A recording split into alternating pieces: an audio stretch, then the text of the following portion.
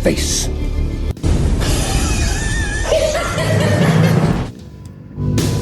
Hello, everyone, and welcome to a tinfoil hat Friday edition of Real Estate Realities with the Rebel Broker. My name's Robert Whitelaw, and I am the Rebel Broker. A licensed real estate broker in the state of California. Member of the National Association of Realtors. But please, don't hold that against me. Welcome to it, folks. As I said, it's Friday, September 23rd, 2016. And we're pretty much just we're shooting for the crazy stuff. We're gonna talk about a few of the big stories, really, that have come out over the last few weeks, that are really the gloom and doom stuff, sort of the world's gonna burn stuff. Just to throw it out there, I don't know how much of this we'll actually get through, because there's an awful lot of it. But, well, of course, the vast majority here of what we're going to talk about is going to come from our good old friends at Zero Hedge, who, I tell you, some of these guys must have a very tough time sleeping well at night. Just for how concerned that they are and all the different things that they see as going wrong. Let's see. And you know what's funny is for Friday I had a couple of different selections. I had put aside a couple of days ago some articles that were on things like different color choices you can pick to get the broadest appeal for your property when you're repainting various rooms. And those were all very warm, very fuzzy, very peaceful kinds of things to enter into your weekend with. But some of this stuff was interesting and hopefully won't get you too preoccupied for the weekend. We've got a number of headlines here. And I think I'll give you the headlines to start. Before we jump into this, let me first let everyone know the best way to get in contact with me, which is the thing I tend to do at the beginning of each one of these things. The best way to do that is to visit the website at therebelbroker.com. From there, you can send along any ideas, suggestions, observations, or questions that you might have by clicking on Contact the Rebel Broker. And, of course, you can also click the wonderful red button I've been talking so much about at the very top of the webpage titled Take the Survey to Support the Show. It's basically a demographic survey. Figure out the kind of folks who listen to the show, what's the general makeup of the audience. And as an incentive and a thank you for going to the trouble of doing that, I will be doing a drawing on October 1st, whatever, if the October 1st happens to be a show day, great, we'll do it then, or we'll do it the show day closest to October 1st, where we will pick a winner of a $50 gift card for Amazon.com. And then we will do that again November 1st, so it'll be two opportunities to win for those folks who do go ahead and take care of that. And we've had quite a few people jump in and participate, and I do appreciate that, so thank you very much for doing that. And if you are someone who has done it before, but you didn't include an email address, in order for you to win, you will have to have an email address associated with it. That's because that's the only way I can give you the money. If you went through and you did it, and you really just did it because you wanted to support the show, and you don't really care about the $50, then you're all done. You're all set. Thank you very much for going out of your way and helping to support the show. Okay. What do I want to end with? Do I want to end with the highest rating for Nightmare Fuel, or do I want to end with the lowest? Let's go ahead and go down. I haven't ranked them in any particular order. First headline, Deutsche Bank, which is the biggest, gigantic bank, right? One of the biggest banks in Europe. That does a lot of business in the U.S., by the way. Deutsche Bank, the U.S. may now be in a recession. Next headline, quote, we haven't seen this since the Great Depression. Gallup CEO destroys the recovery lie. And so what's interesting about stuff like this is this is stuff they're getting from other folks. So, for instance, that story that I just mentioned came out just a couple of days ago, and it was on the New York Times and the Financial Times, because I actually got the Financial Times story and the New York Times story before I saw this one and thought this was kind of a nice roundup of it. So we'll cover that data too. The next headline, a nation of deplorable skeptics, consumer comfort crashes to lowest since 2015. Next headline, National Association of Realtors stumped as existing home sales slide continues, lack of household income growth blamed. What's interesting here is income home growth was supposedly this great median thing, right? So it sounds like someone has clued into the fact that that wasn't actually an accurate reflection of that number. So it's interesting to see that kind of stuff reflected after we've talked about it here. And finally, why the coming wave of defaults will be devastating. So I suppose we just stop right at the top and right at the top and work our way through and just sort of share the key bullet points for these. Because it really is kind of creepy. And they make some points here relating to historical stuff. And these things they point out are historically correct, but just because it's happened in the past is no guarantee it's going to happen again. We've seen an awful lot of kind of first-timer things happen over the last decade, so we're used to seeing crazy stuff. So, but we'll see what kind of a stage they create for us here. They start off saying 3 months ago they presented an analysis which showed something disturbing. According to Deutsche Bank, the current business cycle, and this is the Deutsche Bank speaking now, the current business cycle is already the fourth longest in the post-World War II period.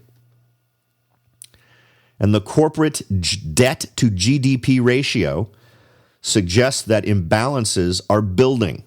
Now remember, that's Deutsche Bank saying that. That's not our good friends over at Zero Hedge saying that. But I think the key thing to take away from that is imbalances.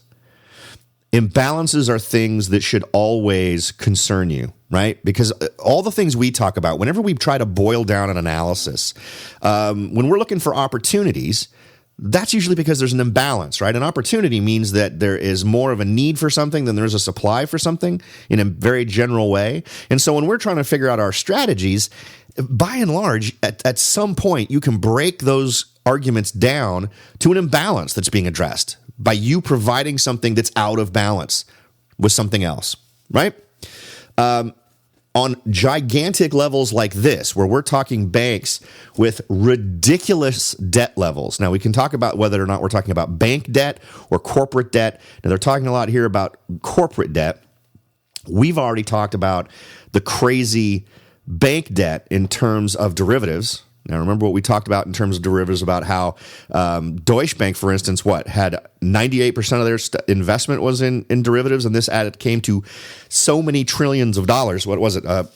300 and something trillion dollars, which was more than all the currency actually in the world, bigger than the GDP of all these. It was just it's a crazy, inconceivably large number.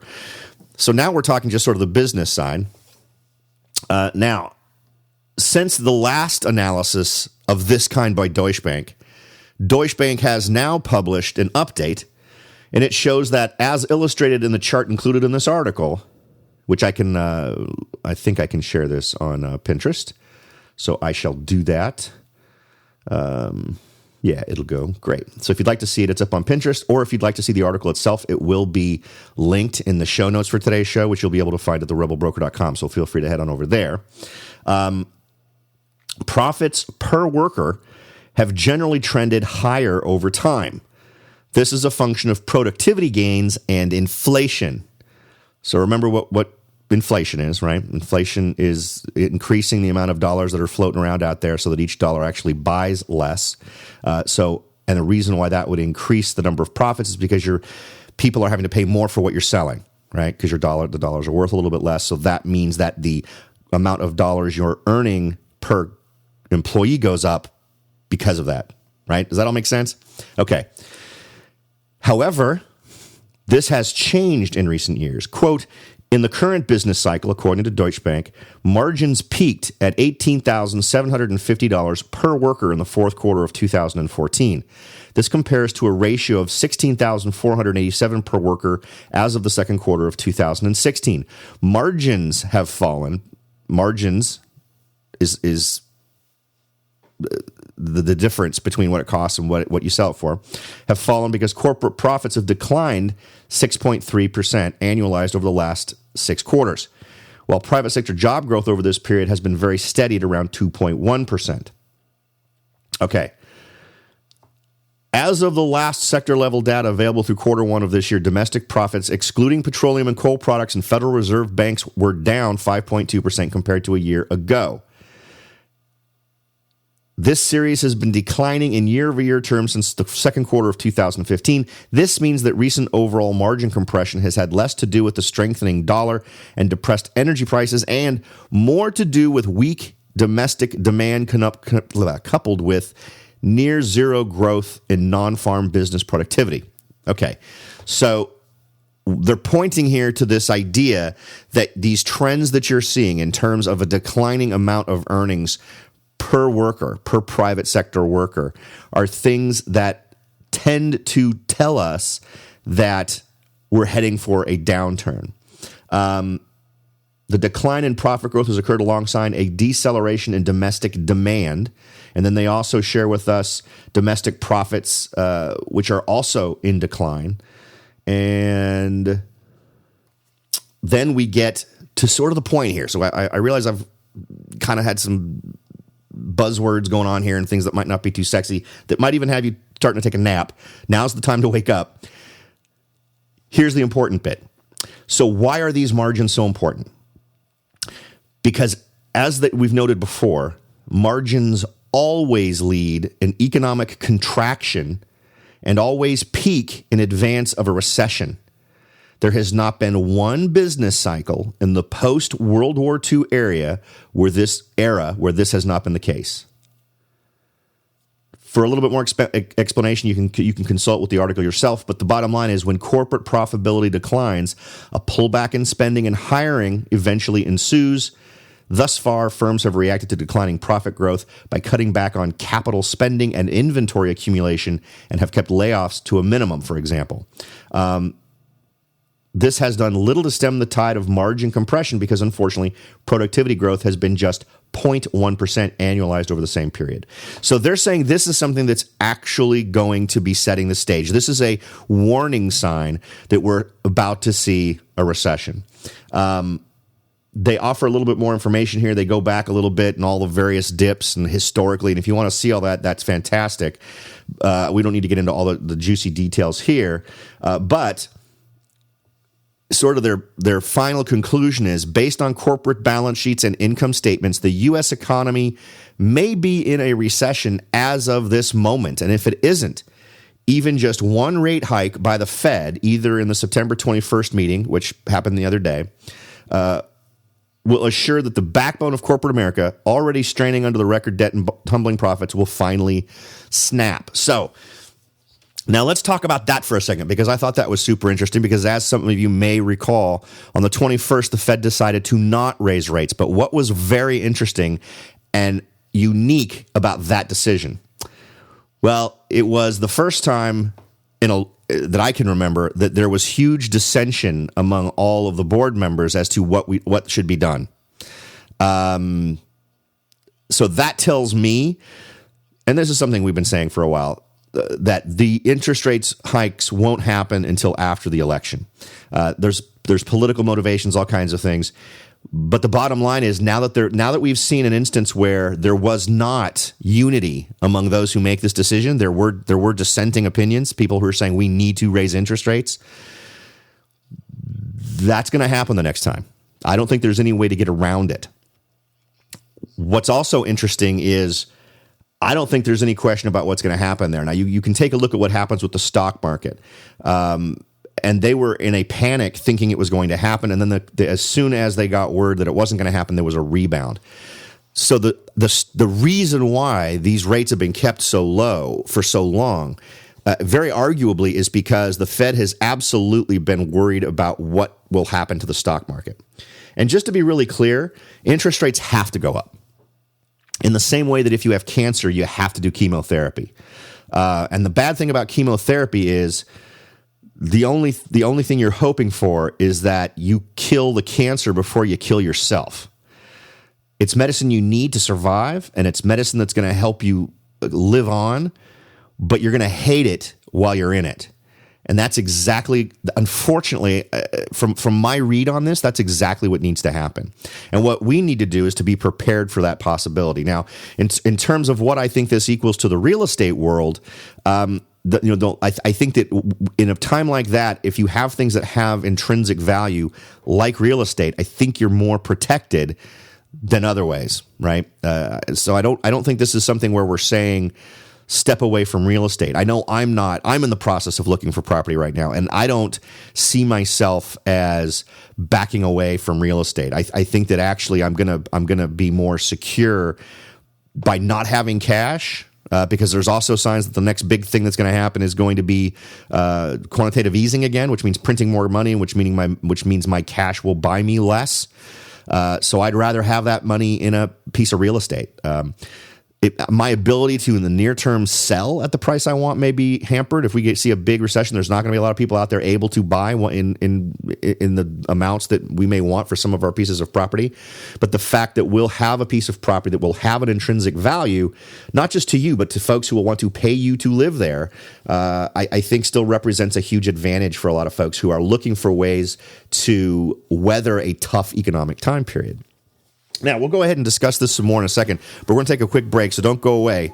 We'll be right back right after this message. Are you ready to jump in and start your search for your first investment property? Maybe you've decided that it's time to own your own home, or maybe you're ready to sell your home and move on to something new. No matter what your goal is, the Rebel Broker can help. That's right, aside from hosting this show, I am also the owner-broker of Whitelaw & Sons Real Estate Services right here in Silicon Valley. With over 25 years experience serving Silicon Valley, Morgan Hill, San Martin, and Gilroy, I or one of my great agents can help you achieve your goals in real estate. So if you're ready to look into taking that next step towards achieving your real estate goals, point your browser at www.soldbyrobert.com. That's www.soldbyrobert.com and get in touch. Let me show you how I will earn your business and your respect. Again, that's www.soldbyrobert.com, or you can call me at 408-852-0525. California Bureau of Real Estate ID 00984-909. Welcome back, everyone. We're sort of going through a tinfoil hat Friday.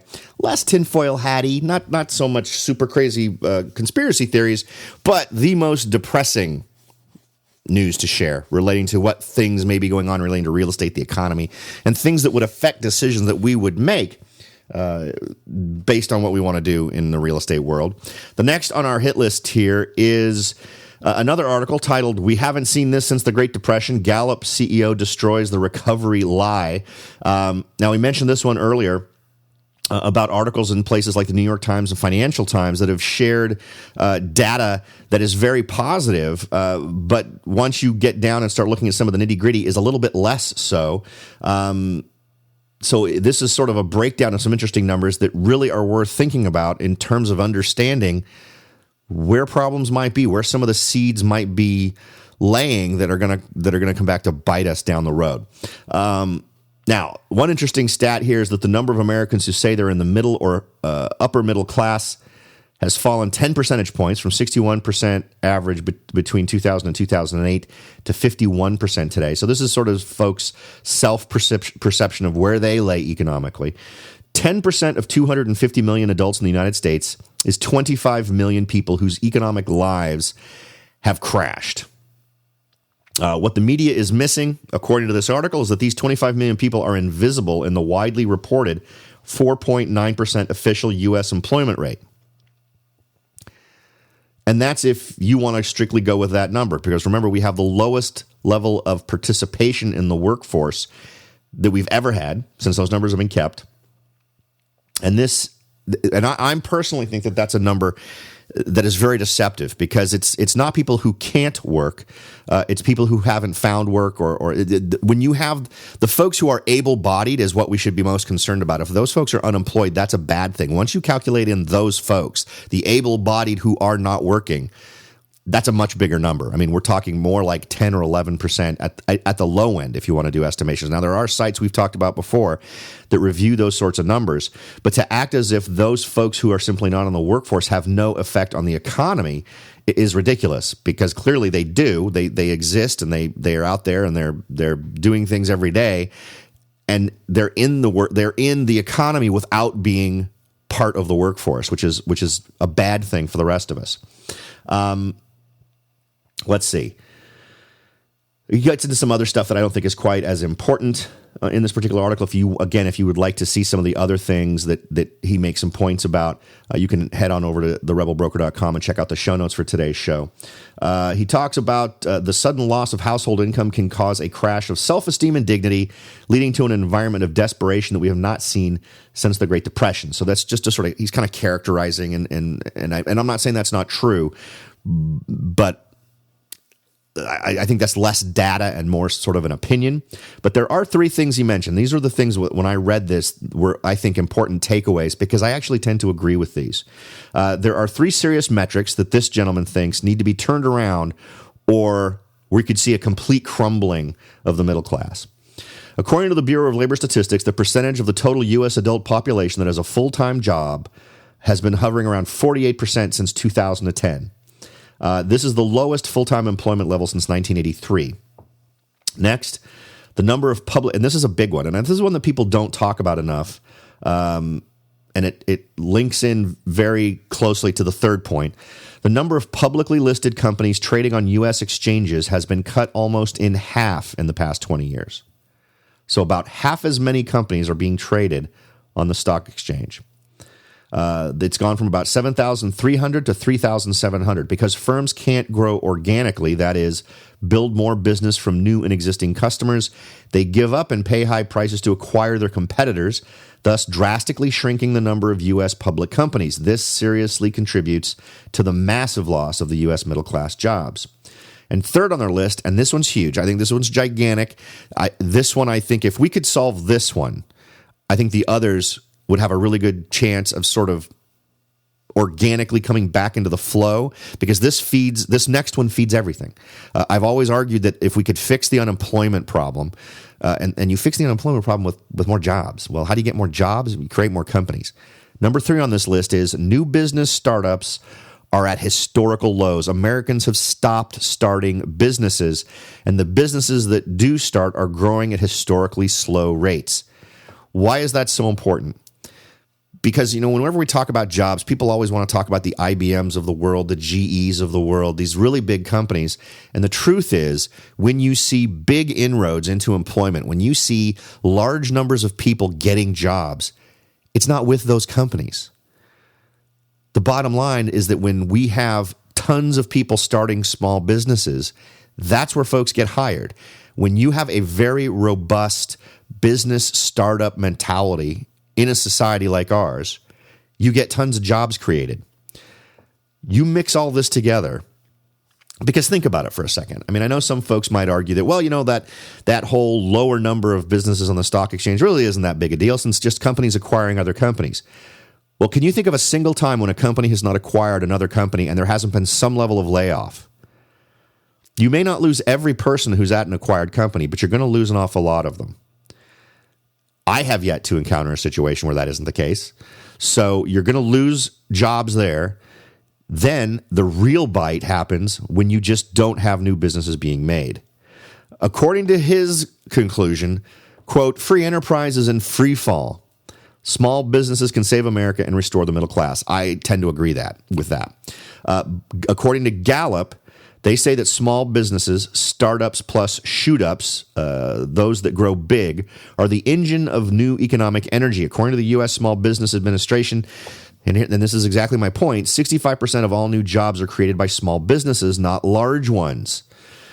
So when we start to see a huge decline in small businesses, that is something to be very afraid of. His conclusion here is America needs small businesses to boom again. Small businesses are our best hope for badly needed economic growth, great jobs, and ultimately accelerated human development. When we get small businesses to boom, we can save America, restore our middle class, and once again lead the world. So now these are all dynamics that we need to be aware of. I think that when we see these things happening and we potentially see a marketplace where we have fewer folks who are able to buy, it sure does make me think that as a property owner, if I can provide housing for folks because they're not going to be able to save enough money for a down payment on a home, or they're simply not going to make enough to get to the point where they could buy a place. With all the things that we've talked about, things like this just cement for me the idea that rentals are a huge part of what's going to at least fill the gap until we can get all of this going. We can have arguments about what's going to create new job growth. You don't get to legislate new job growth, but you can legislate things that prevent companies from being able to grow. Regulations and other various things absolutely stand in the way of folks starting businesses. Even in my experience of starting my real estate business in California, what a pain in the butt. And every year I'm constantly dinged with just for instance, in California, there's hey, you're a corporation in California, so here's a screw you tax. Whether I make money or lose money, there's a tax I have to pay just for the privilege of being a corporation in California. Every year I get sent a form where that's an update my information form. And even if I have no changes, and even though I can now fill this form out online, I still have to pay something like a $50 or a $100 fee every time I fill out this form, even if I check the nothing has changed box. And there's all kinds of things like that. That's just a state level thing. But when I was sitting down and making the decision between do I want to go with a smaller shop with just a couple of people, or do I want to go bigger? Do I want to open up actually have a brick and mortar location? Once I looked at the differences between the two, the things that didn't convince me I should stick with a smaller operation had nothing to do with the business side of it. It all had to do with the regulations and the obstacles that are put in the way by local and state government, frankly, and the additional costs that I have to comply with, whether it's because I have X number of folks who now work for me or whatever, and having to manage hours and all these other types of things that become a problem because of the way things are for me. So that's a very small scale version of this, but you have to think that there are an awful lot of folks out there who are intimidated by a lot of the blockades that are put in their way to starting a new business. The solution, I think, is to come up with a new plan where starting your own business is ridiculously easy in this country so that folks can kind of get out there, try to make things happen and see how things go. Now, given all of the various mechanisms that we have in the world now for folks to get capital, there's an article that I was actually going to do a show about it where folks have been doing crowdfunding to do real estate investing, and I still plan to, maybe next week. There are folks who are raising ridiculous amounts of money in ridiculously short periods of time to accomplish their investment goals. The example I was going to use for the show was a gentleman in Florida who I think in 2 or 3 days managed to get more money than he had asked for to complete an investment program in Florida, and he's ready to rock and roll. Of course, that needs to be handled smartly, and if you're going to participate in things like that, you need to be careful, but it's revolutionized the way people can move forward. So and I think that's fantastic. Next, a nation of deplorable skeptics. Consumer comfort crashes to lowest level since 2015, lowest since December of 2015, despite record highs in stocks. What's interesting is that consumer comfort is way down there. Again, I'm going to post another chart that they've put up relates to that, showing the confidence level versus what stocks are doing. You'll also be able to find, obviously, a link to this article in the show notes for today's show at therebelbroker.com. And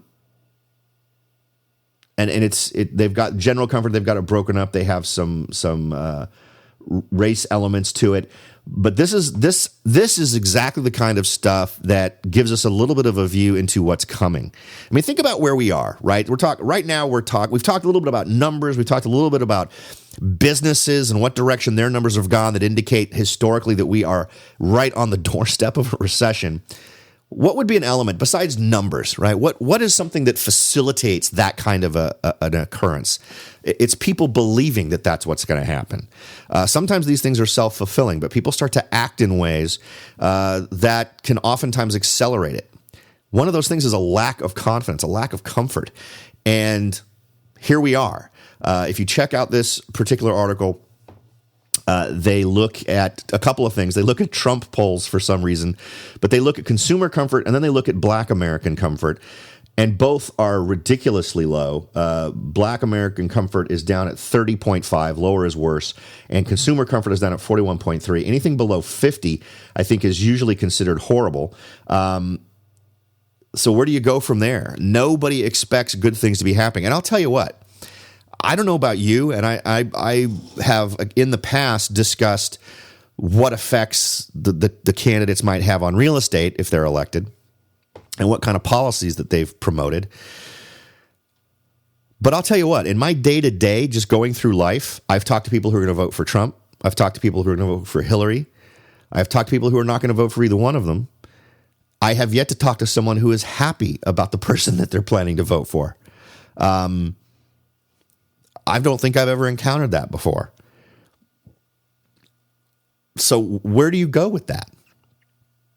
I don't know anyone who's thinking, well, you know what, man, things are going to get so much better after the election. No, I'm not hearing that. I'm not. In fact, if I talk to someone now, the last conversation I had with someone was someone who is going to be voting for Hillary, isn't very happy with Hillary, doesn't like the fact that Hillary got the nomination, doesn't think much of Hillary's policies. And when I said, so how much better do you think things are going to get once Hillary gets elected? And this was when the poll numbers were really kind of indicating she was leading the way. He said, oh, it'll just get worse. So where do you go with that? When you believe, and granted, I'm making an anecdotal observation, one individual I'm having a conversation with, but I'm not seeing, aside from occasional very vocal folks who seem very excited about Trump or Hillary on TV, when I'm actually having practical conversations, I don't see anyone who's jazzed about the future of where we're headed and what policies are likely to be put into place, regardless of who gets elected. So where do you go from there? Is that, I mean, does that feel like a recession? And I often wonder what folks felt like back in the 30s, right? When we had Hoover and he was just saying, just everyone should act like everything's fine and then everything will get fine, and then it didn't. Does that sound at all like what we're doing today? Right? I don't know. I apologize. History geek here. But Hoover met with all of the big business folks and said, you should just proceed as if everything's fine. We just need to go and move forward. It's sort of, what was that really goofy Bush line? In order to show the terrorists everything's okay, we should just go out and go shopping. That kind of stuff. So we've got numbers. We've got the emotional side. No good news anywhere so far. So let's move on to the next one. More numbers. The National Association of Realtors stumped as existing home sales slide continues. Lack of household income growth blamed. This is one we've actually talked about a lot. So I think our observations here are probably actually a little bit better than theirs. Sales are at their second lowest pace of 2016. Let's see. As the NAR reported, existing home sales eased up in August for the second consecutive month, despite mortgage rates near record lows, as higher home prices and not enough inventory for sale kept some would-be buyers at bay. So the declines are inventory related. They're not really price related. Even the traditionally cheerful Lawrence Yun, one of my favorite guys, who's the chief economist for the National Association of Realtors, was perplexed and said that recent job growth is not yielding higher home numbers. Quote, healthy labor, you know what, I think we actually already covered this exact quote. Healthy labor markets in most of the country should be creating a sustained demand for home purchases. However, there's no question that after peaking in June, sales in a majority of the country have inched backwards because inventory isn't picking up to tame price growth and replace what's being quickly sold. Home builder sentiment. So, and this is, again, another thing we mentioned being brought up here by Zero Hedge. They have a great chart here that should have been my chart. I should have made this chart. It's basically one showing the contradiction between home builder sentiment and they're doing it between home builder sentiment and existing home sales. Existing home, I guess, sort of to demonstrate just, I don't know what they're trying to demonstrate here. What I would have rather had be on this chart is home builder sentiment versus the number of jobs actually getting permitted that they're putting into the counties to get approved to get built, because it would be the same chart. Despite the fact home builder sentiment is supposedly on the rise, the amount of things being done that would be done by a confident home builder isn't being done. By placing home builder sentiment against existing home sales, I don't think you're actually getting the bang for the buck for the observation on that one. But they do note here the big difference between existing home sales and new home sales, and we already covered that, explained it simply because that's the choice they have. There is not enough inventory out there for folks. One interesting quote here from Larry Yun. It's very concerning to see that inventory conditions not only show no signs of improving, but have actually worsened in recent months from their already suppressed levels a year ago. So from a real estate standpoint, we're still in that same boat. We're still in this situation where there's ridiculously low inventory, and it seems like that's going to continue to be a thing. However, again, as I've mentioned before, in my local area, I have seen a bit of a slowdown. Properties are staying on the market longer. And I'm starting to see properties selling for closer to their asking price, in a couple of cases below their asking price. So I think these are things that are indicative of the time of year we're going into. It'll be interesting to see how much of a stick these have as we move into the next year. I actually think that we potentially could see a ridiculously slow first quarter of 2017. I think that the rest of the year is going to be relatively dismal, and given the attitude of people reflected in this data, given the data in general, which doesn't say to me lots of people are going to get hired this next quarter or in the beginning of next year, none of that spells to me more buyers. None of that spells to me real confidence from home builders. Home builders can tell us they're confident all they want because they want us to believe that. But until they take the actions that show me they're a confident home builder. So here's what I want. I want this home builder confidence survey to go away. I don't care about it, because you know what? Actions speak louder than words when it comes to a confident home builder. If you're a confident home builder, you're building homes. So instead of calculating it from a survey where we ask home builders how confident they are, let's just do a survey of how many homes they're building. Because as I've pointed out on previous shows, that is at a historically low number. Like ridiculously low. Like go back to the 70s, worst case scenario in the 70s low. All right. Finally on our list, why the coming wave of defaults will be devastating. So we've talked about some numbers relating specifically to the broader economy, employment numbers, stats that are showing us there is an impending recession if we see historical trends continued on into the future. We've talked about the emotional side where people are just upset and people don't see good things coming, regardless of what happens in the big political spectrum or even independent of that, what's coming down the road at all. Not a lot of confidence. And finally, we've talked a little bit about the disparity between what seems to be put out as the opinion everyone wants you to believe versus what folks are actually doing, which doesn't indicate to anybody that we're going to see a solution to this inventory problem, at least not coming from the new home builders, because they're just not building. And because I think the emotional side of it, the confidence side of it is so poorly supported, I don't think a lot of people wanting to sell their house. I think a lot of people are concerned. The only folks who might want to sell their house would be folks who want to downsize. I think that was a more likely scenario moving forward rather than folks moving up. Unless folks have their homes paid for already, then they might just say, screw this, we're staying right where we're at. So here we are. Why the coming wave of defaults will be devastating. So now we're going to talk about debt. This is money folks owe, people burdened by debt.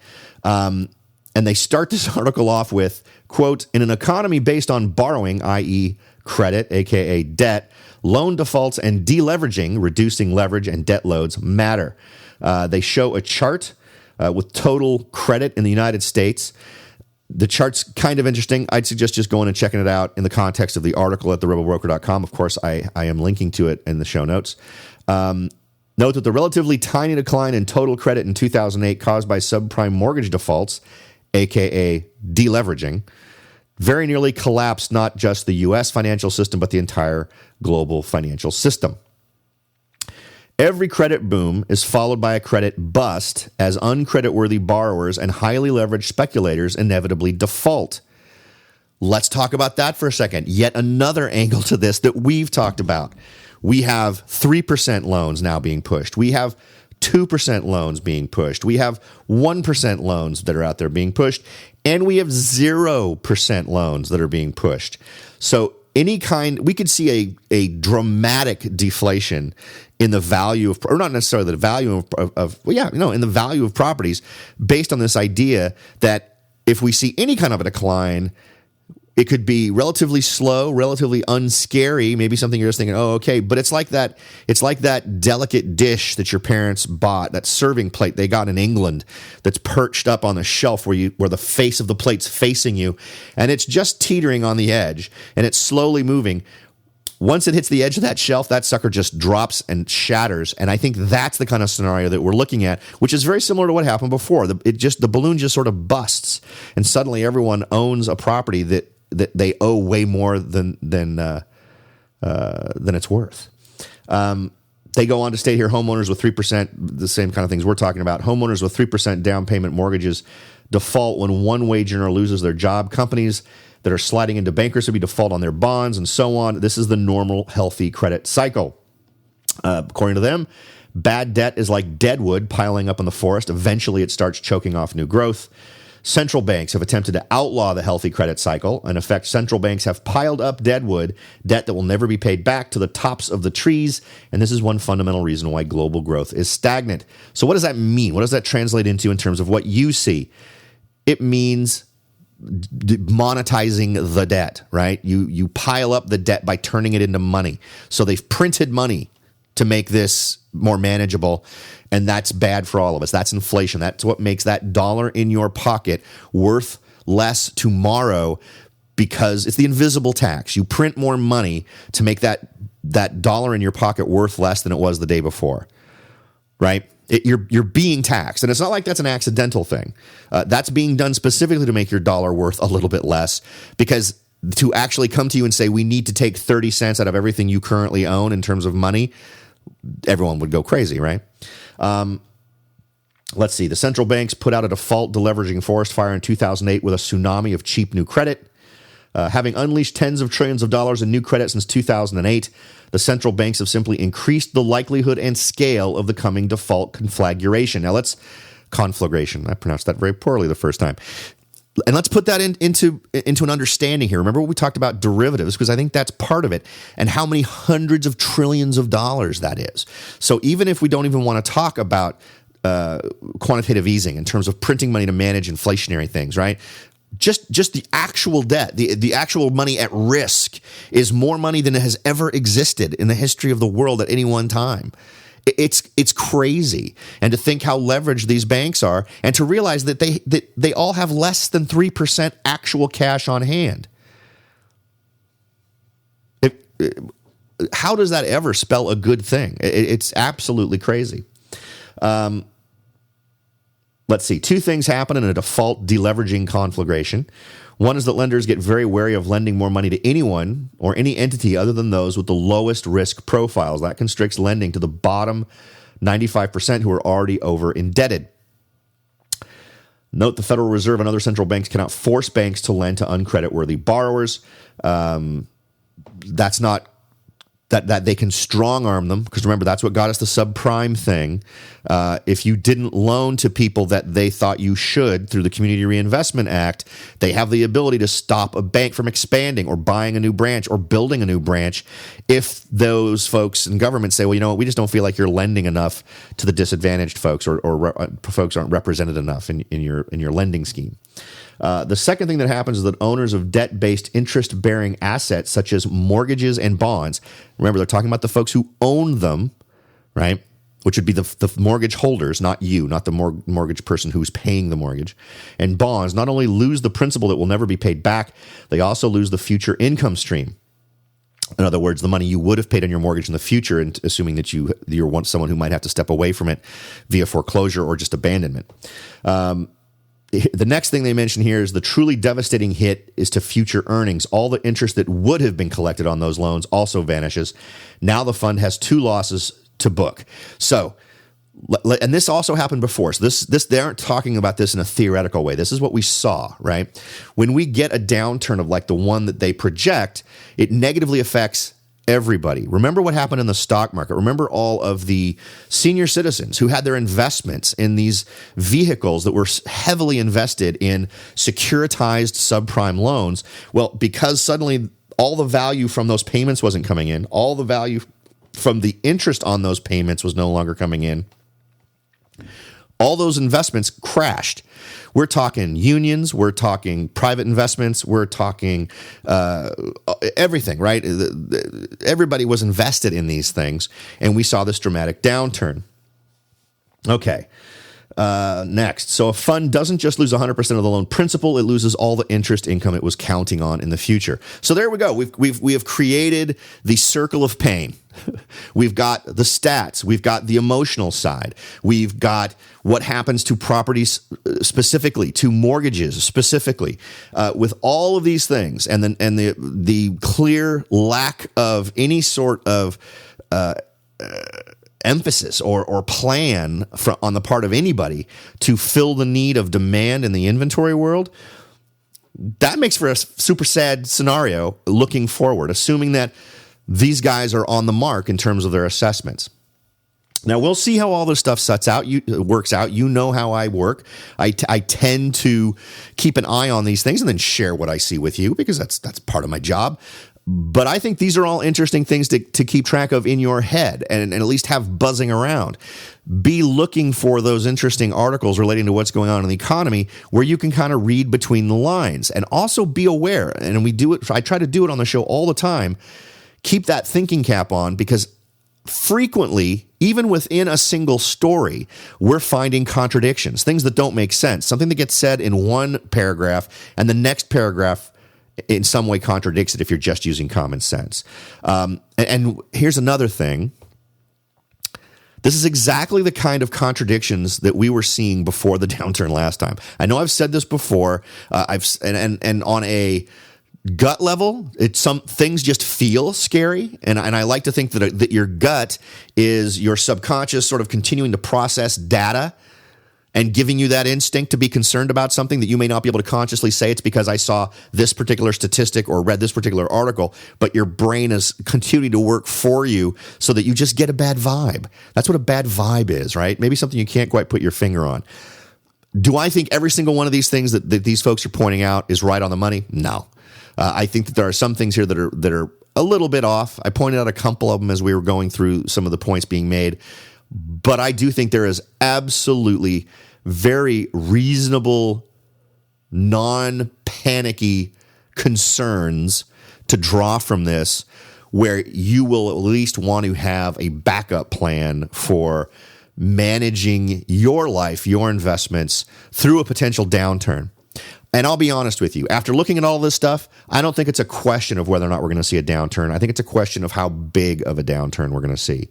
And the last time we actually had a serious chat about this, I thought that from a real estate standpoint, it would not be as bad as it was last time. I'm a little bit less confident of that now because I think that given all the combinations of things that we're seeing and because of the actions that have been taken since then. Remember, we've done a lot of things, and we've covered some of them on this show. We've talked about them over the last few months.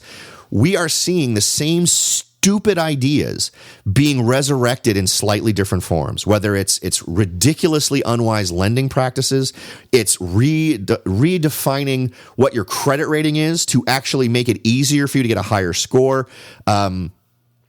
which is just the flip side of the same coin where you don't look up what someone's income actually is. So I don't get the logic behind a lot of these moves, but they all, regardless of the fact that we may describe them in different ways and indicate what they do, are doing those things in a slightly different way than last time, the end point that they take us to is the same. So for all intents and purposes, we're doing the same stupid stuff, and we have to stop. We have to just stop. I don't know why there are so many institutions within the government that are devoted to this kind of stuff, but it seems to be the only thing they can talk about. And what's really super annoying to me is it approaches all of it from the wrong side of the equation. Everything they're doing is to create more buyers. We need more houses to sell. We don't need more buyers.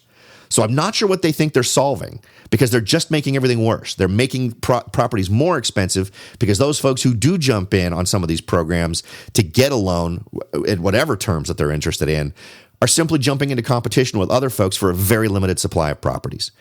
And I think even that itself feeds this beast that we should be afraid of. Excuse me. Artificially increased prices is what did it last time. That's what's happening now. Through a ridiculously suppressed inventory. It's also frustrating. Sometimes I feel like I'm just banging my head against the wall here. And if you have a different opinion, I am all ears. I would love to hear it. So feel free to reach out. You can do that at therebelbroker.com and click on the Contact the Rebel Broker button, and feel free to share any of your observations. Or if you think I'm totally missing the boat on something, absolutely would love to hear it. Or hear about it anyway. I probably wouldn't love to actually hear it. You'll probably make me cry. But I do that a lot, so don't feel bad about it. And then, of course, any good points, I'll be happy to bring them up here on the show so that we can share your ideas and thoughts with other folks. All right, folks, we are just now ready to enter the weekend. I hope I have not given you too much nightmare fuel. Maybe a couple of adult beverages before you begin the weekend to shake off all these negative thoughts. Enjoy the heck out of your weekend. Thank you for spending your valuable time with me today. I hope I have given you a fair exchange of some interesting ideas to think about for your time. As always, thanks for listening, everybody. Have a great weekend. I'll talk to you all on Monday.